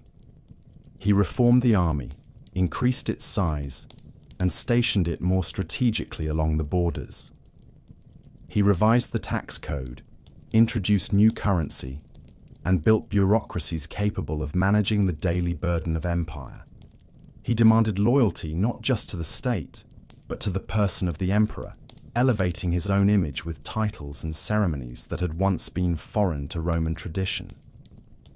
He wore jeweled robes, required subjects to bow before him, and called himself Dominus et Deus, Lord and God. The emperor was no longer a first citizen. He was a sacred figure, removed from the Senate and the people, a being of order above the chaos of the world. It was a sharp break from the past, but the past had failed. Diocletian had no use for nostalgia. He also turned his attention to religion. The Roman world was full of gods, old gods, new gods, gods from Egypt, Persia, and the East. But one faith in particular unsettled him. Christianity had spread through cities and countryside, practiced in secret and in public, drawing converts from slaves, merchants, women, and even some members of the elite. Christians refused to sacrifice to the emperor, refused to acknowledge the old gods, and rejected the divine authority of the state. To Diocletian, this was not only heresy, it was rebellion. He launched what would become the last and most brutal persecution of Christians in Roman history. Churches were destroyed, scriptures were burned, believers were arrested, tortured, and executed. The empire burned its own citizens in the name of unity. But the faith did not die. It grew stronger, and Diocletian, in the end, could not stop it. In 305 CE, something extraordinary happened. Diocletian voluntarily stepped down from power. He retired to a palace on the Dalmatian coast, tending gardens and living in quiet seclusion, while the empire moved on without him. His co-emperor retired as well, following the design of the Tetrarchy. But the plan began to unravel almost immediately. Ambition returned. Loyalty fractured. The 4-man system collapsed into civil war. And out of that war rose another figure who would shape the future as completely as Diocletian had shaped the present. Constantine was the son of a Caesar, a soldier like many before him, and a man forged in the fires of succession struggle. He fought rivals in the West, claimed victories on the battlefield, and slowly carved his way towards supremacy. In 312 CE, on the eve of battle near the Milvian Bridge outside Rome, Constantine claimed to have seen a vision in the sky, a cross of light with the words in this sign, "Conquer." He ordered his soldiers to place a Christian symbol on their shields. He won the battle and entered the city not as a pagan prince, but as a man with new conviction.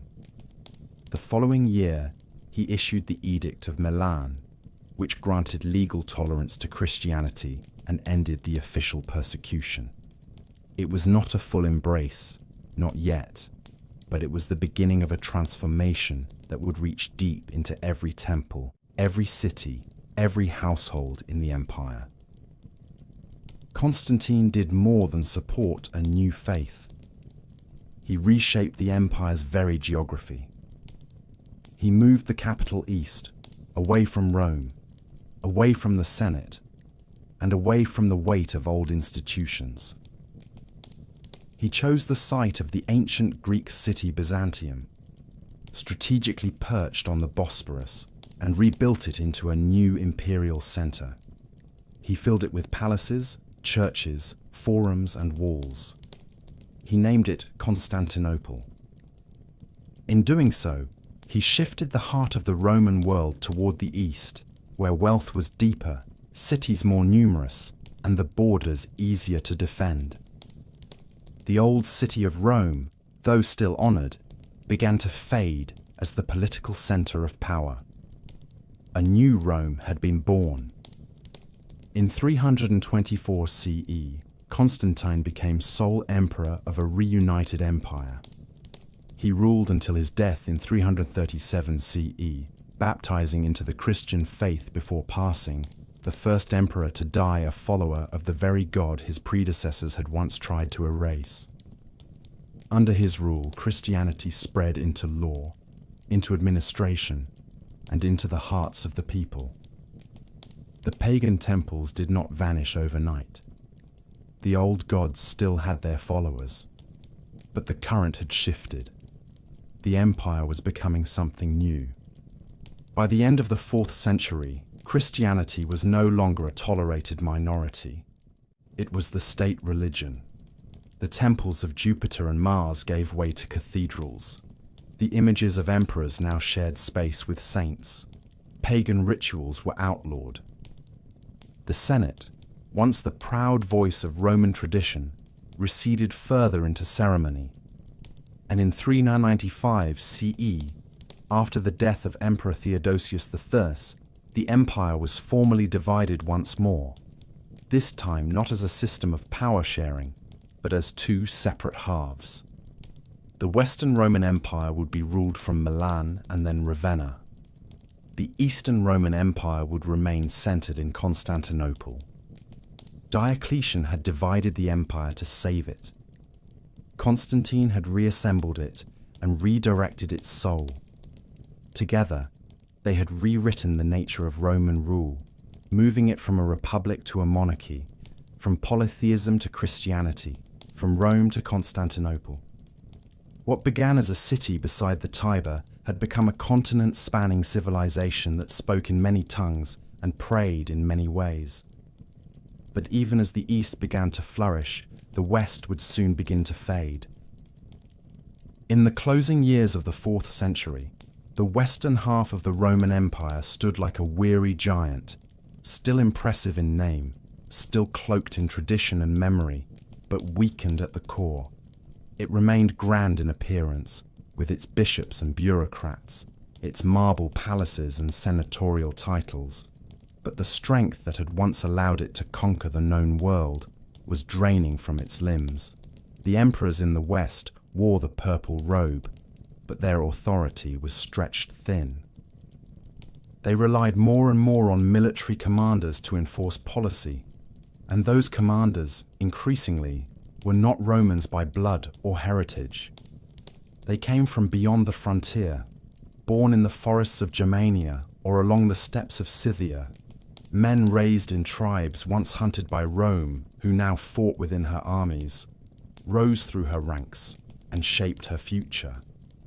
The word barbarian had long been used by Romans to describe those who lived beyond the boundaries of their world, those who did not speak Latin or Greek, those who did not worship Jupiter or follow Roman law. It was a word of distance and disdain. But the reality was far more complex. The so-called barbarian tribes, Goths, Vandals, Franks, Saxons, Alans, Huns, were not mindless hordes. They were societies with leaders, warriors, children, and histories of their own.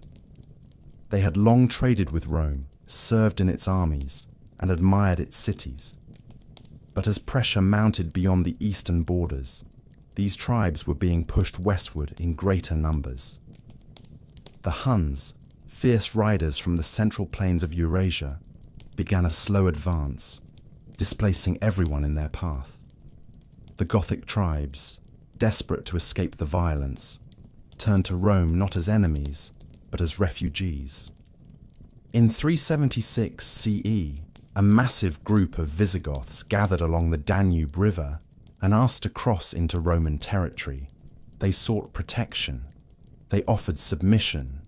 The emperor at the time, Valens, granted them entry, but the officials tasked with managing the influx exploited them, extorted them, and let their suffering fester into fury.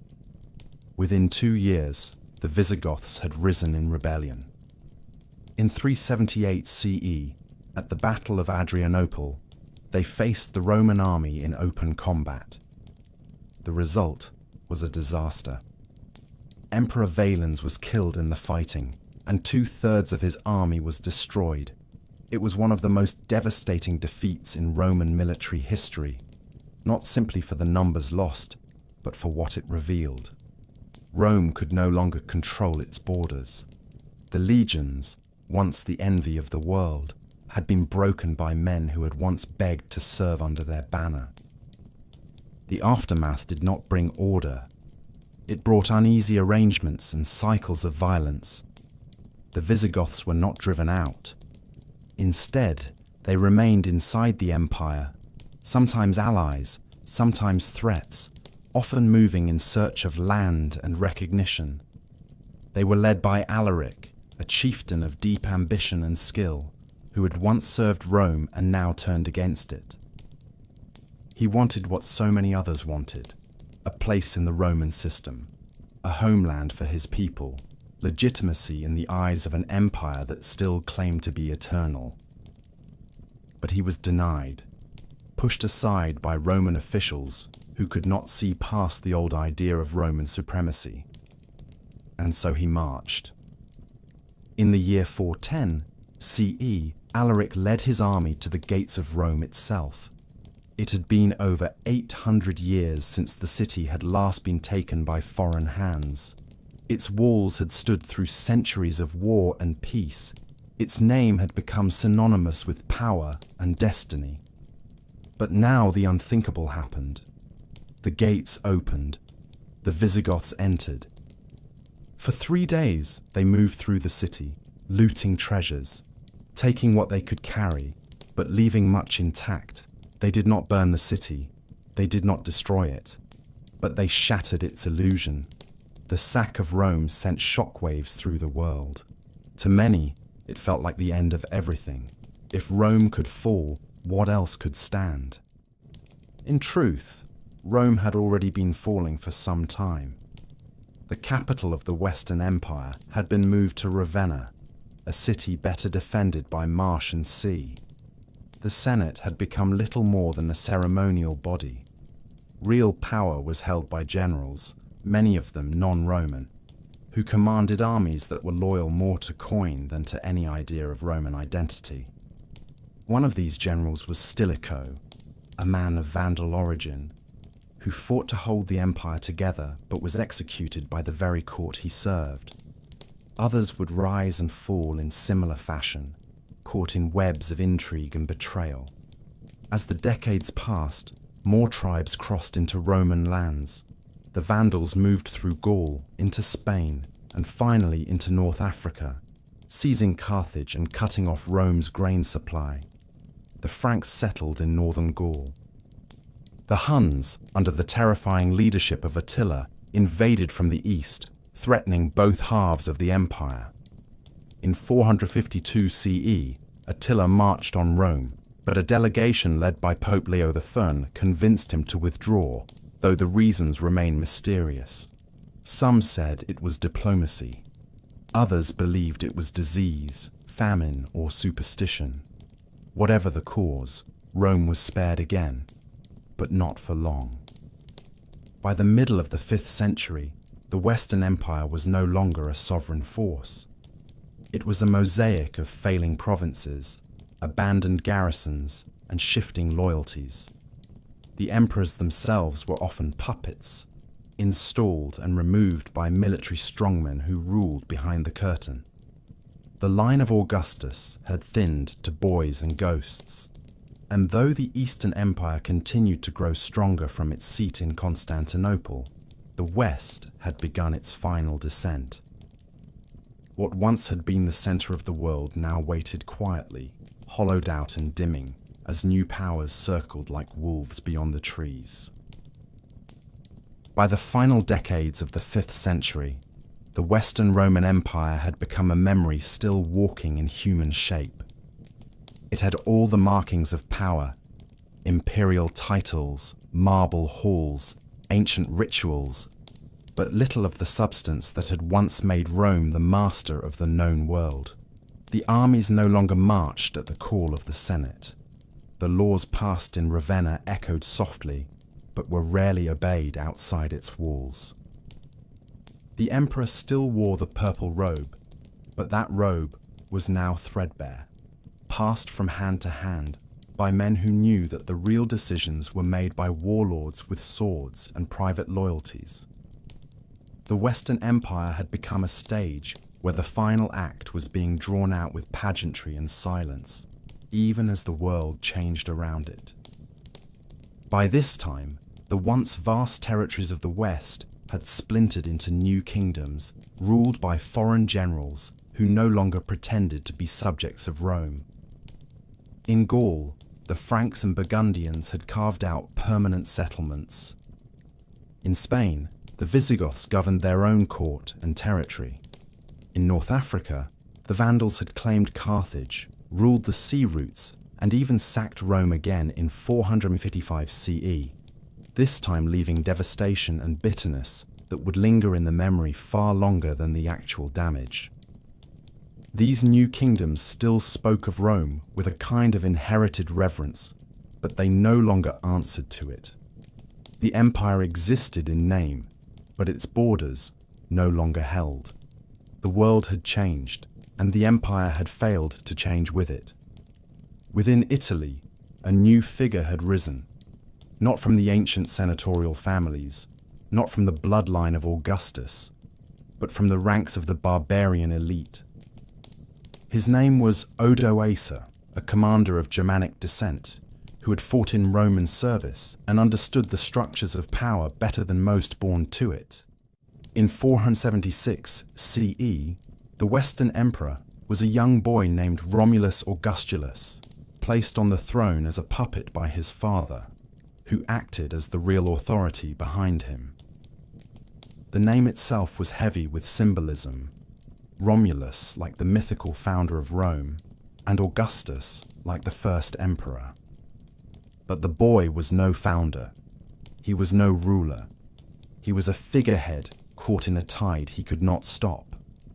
Odoacer gathered his forces and marched to Ravenna.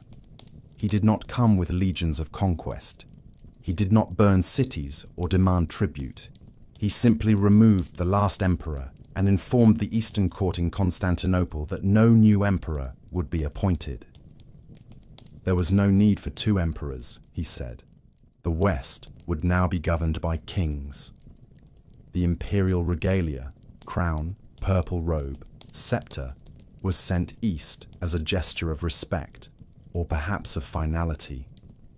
And with that quiet act, the Western Roman Empire came to an end. There was no final battle. There was no public funeral. The Senate still met. Some cities still followed Roman law. The bishops still spoke in Latin. But the idea of Rome as a single power, stretching from ocean to ocean, had ended. What remained was a patchwork of kingdoms and cultures. each carrying pieces of the Roman legacy into a future that would no longer be called Roman. The Eastern Empire, centered in Constantinople, would endure for nearly 1,000 more years. But the West, the Rome of Caesar and Cicero, of Augustus and Marcus Aurelius, of marble triumphs and iron law, had passed into history. For those who lived through it, the fall did not feel like a single moment. It felt like a dimming, like a city where the lights slowly faded one by one until only shadows remained. Farmers still plowed their fields. Traders still crossed old roads. Churches still rang their bells. But the world had shifted. The empire that had once named months, mapped the heavens, and ruled over kings had left behind only echoes. And in those echoes, a new Europe would be born. When the Western Roman Empire came to its quiet end in the 5th century, the world did not suddenly turn its face from Rome. In the East, the empire still stood. Its roads still hummed with trade. Its courts still issued law. Its armies still marched in formation. The old capital on the Tiber had grown brittle, but the new capital on the Bosporus was only just beginning to stretch into its full strength. This city, founded by Constantine and named in his honor, had grown into a fortress of stone and gold, surrounded by sea walls and guarded by layers of battlements that seemed to rise from the sea like the ramparts of myth. Constantinople was not a copy of old Rome. It was something different, shaped by centuries of Greek thought, Eastern influence, and Christian belief. It stood at the crossroads of worlds, where Asia met Europe, and it carried the Roman name with pride long after the city of Rome itself had become a relic. The people of this Eastern Empire never called themselves Byzantine. That name would come much later, created by historians to draw a line between the old and the new. But they did not see such a line. They called themselves Romans. Their empire was the Roman Empire. Their emperor was the successor of Augustus and Trajan, of Constantine and Theodosius. They wrote in Greek instead of Latin, prayed in churches instead of temples, and dressed their emperors in robes embroidered with crosses rather than eagles. But they kept the laws, the rituals, and the imperial ambition. The old republic had died long ago, but the idea of Rome still breathed within their walls. One emperor more than any other would define this new Roman identity. His name was Justinian, and he ruled in the 6th century with a mind sharpened by scholarship and a will hardened by struggle. He dreamed not of simply preserving the empire, but of restoring it. In the glittering halls of Constantinople, where mosaics sparkled with colored glass and domes soared like the heavens above, he laid plans to reclaim the lands of the fallen West. He sent his generals across the sea, men like Belisarius and Narses, who marched through North Africa and Italy with precision and fire. They defeated the Vandals in Carthage. They seized Sicily and Rome. They took Ravenna and held it. For a brief moment, it seemed as if the old empire had been reborn, united once more from the shores of the Bosporus to the mountains of Gaul. But it was a reunion built on unstable ground. The wars drained the treasury. Plague returned and tore through the population like a blade. The enemies who had once been scattered now circled again, sharper and more determined. Even as Justinian rebuilt the church of Hagia Sophia into a masterpiece of light and geometry, even as he codified Roman law into the Corpus Juris Civilis, a collection that would shape legal systems for centuries to come, his empire was beginning to contract. It had reached its fingers too far and too quickly. When he died, the dream of full restoration faded with him. Still, what remained was strong. The Eastern Empire adapted. It shrank when it had to. It fortified its cities and restructured its armies. It watched as new faiths rose and challenged its borders. The rise of Islam in the 7th century changed everything. The armies of the Arab Caliphate swept across the old Roman provinces of the East, taking Syria, Palestine, Egypt, and North Africa. They moved swiftly, carried by fire and belief. The Eastern Empire lost territory after territory, but it did not break. Constantinople stood. Its walls held firm. Its emperors endured. They no longer ruled the world, but they ruled themselves, and in doing so, kept the Roman light burning in the eastern sky. The people of Constantinople continued to believe in their empire. They prayed to saints, lit candles beneath golden icons, and debated theology with the same intensity that earlier generations had debated politics. They called their emperor Basileus, and he stood as both ruler and protector of the faith. The church and the state had become inseparable, and together they shaped a culture unlike anything in the world. Byzantine art glowed with gold and mystery. Byzantine diplomacy moved with careful patience. Byzantine survival depended not only on armies, but on understanding the delicate balance of war, marriage, religion, and trade. For centuries, this empire stood between Europe and the rising powers of the East. It was a shield, a mirror, a memory made real, and through it all, the name of Rome remained. Engraved in stone, whispered in prayer, carried in language and law. The old capital had faded, but the idea lived on. It lived in every citizen who called himself Roman. It lived in every law written in the emperor's name. It lived in every morning when the bells of Hagia Sophia rang across the city and reminded the world that though time had passed, the empire was not yet finished. The Eastern Roman Empire had endured storms that would have drowned lesser powers. It had bent, but not broken beneath invasions, rebellions, plagues, and religious upheaval. Its people had watched the world change around them, watched kingdoms rise and fall, watched the map of Europe shift like sand in the wind. But still, they called themselves Romans. Still, they gathered beneath their golden domes and chanted hymns in the shadow of mosaics that gleamed like sunlight caught in stone. They believed their city was eternal. They believed their walls would never fall. And for centuries, it seemed they might be right. But no empire lasts forever. Not even one that has outlived its twin. Not even one guarded by 3 rings of walls and the deepest harbour in the known world. The decline of Constantinople was not sudden. It was a slow fading, a loss of breath that stretched across generations. By the 11th century, the empire had grown smaller and more fragile. Its armies were no longer the disciplined ranks of old. Its economy staggered beneath the weight of war and trade imbalances. The rise of the Seljuk Turks in the east pushed against its borders. Anatolia, once the heartland of Roman grain and soldiers, slipped from imperial control. Defeats on the battlefield began to feel permanent. Resources drained away, and with them, the confidence that had once filled the marble streets of the capital. Then came the moment that shattered more than territory.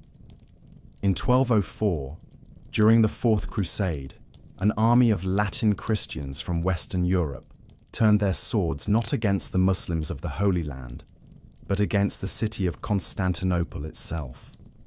Enticed by politics, greed, and broken promises, they attacked the city they had sworn to protect. They breached the walls. They looted the churches. They burned the libraries, and for 3 days, the Queen of Cities was reduced to ash and screams. Holy relics were taken, gold was melted, monks were slaughtered, women were dragged from sanctuaries. It was not just a defeat, it was a humiliation, and it was delivered not by foreign enemies, but by those who claimed the same faith. The empire was carved into pieces, ruled by Western lords who did not understand its language, its laws, or its soul. But even then, it was not truly dead.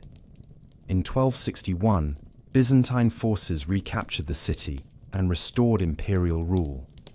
The emperors returned, the liturgies resumed, the mosaics were repaired, but something essential had been lost.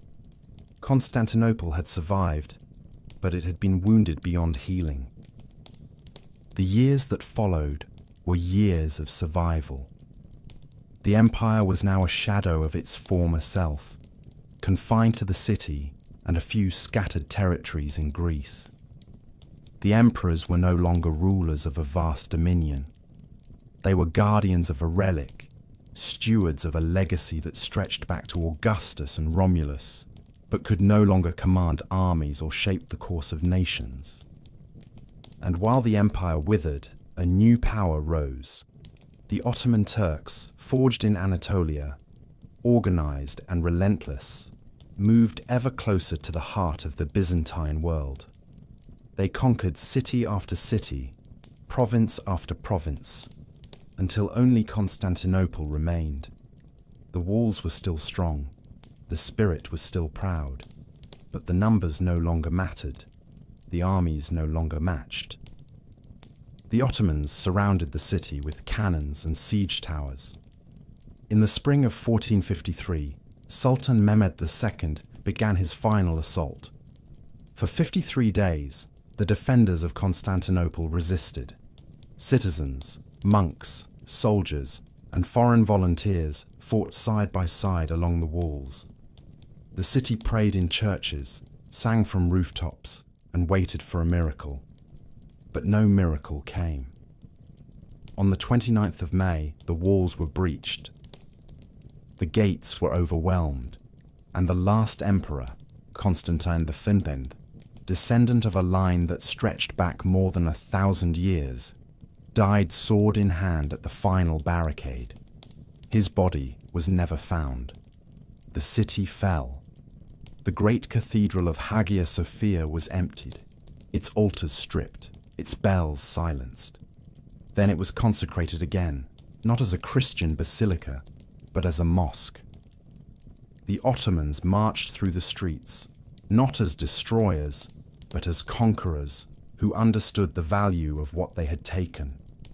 Constantinople became Istanbul, and the empire, which had once ruled from Britannia to Egypt, from Gaul to Mesopotamia, breathed its last.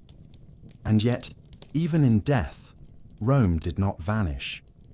It lived on in the laws passed down to kingdoms and courts across Europe. It lived on in the language of science and the shape of churches.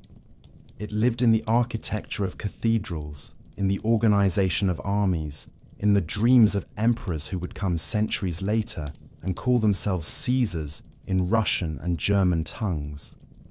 The idea of Rome had outlived the city itself. It had passed from myth to reality and then back again. In the end, the Roman Empire had lasted for over 2,000 years, from the hills of a shepherd's village by the Tiber to the golden walls of Constantinople beside the Bosporus. It had conquered, governed, adapted, and endured. It had written laws, raised gods, buried nations, and whispered across time that power could be eternal. But power never is. Only memory endures. Only story remains. And this story of marble and blood, of gods and emperors, of centuries shaped by vision and violence, is now yours. Good night.